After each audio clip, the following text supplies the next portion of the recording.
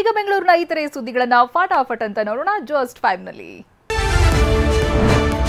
2024-25ನೇ ಸಾಲಿನ BBMP budget ನಾಳೆ ಮಂಡನೆ ಆಗಲಿದೆ. ಬೆಳಗ್ಗೆ 10:30ಕ್ಕೆ ಟೌನ್ ಹಾಲ್ನಲ್ಲಿ ಬಿಬಿಎಂಪಿ ವಿಶೇಷ ಆಯುಕ್ತ ಶಿವಾನಂದ ಕಲ್ಕೆರೆ ಬಜೆಟ್ ಮಂಡಿಸಲಿದ್ದಾರೆ. ಬ್ರ್ಯಾಂಡ್ ಬೆಂಗಳೂರಿನ ಜಪ ಮಾಡುತ್ತಿರೋ ಹೊತ್ತಲ್ಲೇ ಪಾಲಿಕೆ ಬಜೆಟ್ ನಿರೀಕ್ಷೆ ಹೆಚ್ಚಿದೆ. ಚುನಾಯಿತ ಜನಪ್ರತಿನಿಧಿಗಳಲ್ಲದೆ ಅಧಿಕಾರಿಗಳೇ ಮಂಡಿಸುತ್ತಿರುವ 4ನೇ ಬಜೆಟ್ ಮಂಡನೆ ಇದಾಗಿದೆ. ಆಡಳಿತಗಾರರು ನಮ್ಮ ಬಜೆಟ್ ಅನ್ನು ಪರಿಶೀಲಿಸಿ ಅದಕ್ಕೆ ಅನುಮೋದನೆ ಕೊಟ್ಟ ನಂತರ 10:30 ಗಂಟೆಗೆ ನಾವು ಬಹಿರಂಗವಾಗಿ ಸಾರ್ವಜನಿಕರಿಗೆ ಮತ್ತು ನಮ್ಮ ಎಲ್ಲ ಚುನಾಯಿತ ಪ್ರತಿನಿಧಿಗಳು ಕೂಡ ಆಹ್ವಾನ ಮಾಡಿದ್ದೀವಿ.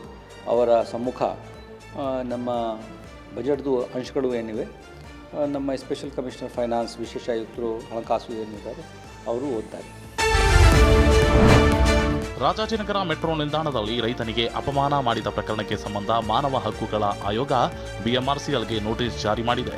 ಸಾರ್ವಜನಿಕ ಸಾರಿಗೆಯಲ್ಲಿ ವ್ಯಕ್ತಿಯ ಬಟ್ಟೆ ಆಧಾರದಲ್ಲಿ ಅವಕಾಶ ನಿರಾಕರಿಸುವಂತಿಲ್ಲ, ಅದು ಮಾನವ ಹಕ್ಕುಗಳ ಉಲ್ಲಂಘನೆಯಾಗುತ್ತೆ. ಈ ಬಗ್ಗೆ 1 ತಿಂಗಳಲ್ಲಿ ವರದಿ ನೀಡುವಂತೆ ಬಿಎಂಆರ್ಸಿಎಲ್ ಎಂಡಿಗೆ ಸೂಚನೆ ನೀಡಿದೆ. ನಗರದ ವೈಟ್ಫೀಲ್ಡ್ನಲ್ಲಿರುವ ಜಿಆರ್ ಟೆಕ್ ಪಾರ್ಕ್ ಎಂಬ ಐಟಿ ಕಂಪನಿ ಮರಗಳ ಮಾರಣ ಹೋಮ ನಡೆಸಿದೆ. 10 ವರ್ಷಗಳಿಂದ ಸಾಕಿ ಸಲುಹಿದ್ದ 19 ಮರಗಳನ್ನು ಬಿಬಿಎಂಪಿ ಅನುಮತಿಯೂ ಇಲ್ಲದೆ ಕಡಿಯಲಾಗಿದೆ. ಕಂಪನಿಗೆ ಅಡ್ಡಿಯಾಗ್ತಿವೆ ಅಂತ ರಾತ್ರೋರಾತ್ರಿ ಮರಗಳನ್ನು ಕಡಿದಿರುವ ಆರೋಪ ಕೇಳಿಬಂದಿದೆ. ವೃಕ್ಷ ಸಂರಕ್ಷಣಾ ಕಾಯ್ದೆಯಡಿ ಕಂಪನಿ ವಿರುದ್ಧ ಕೇಸ್ ದಾಖಲಿಸಿದ್ದಾರೆ.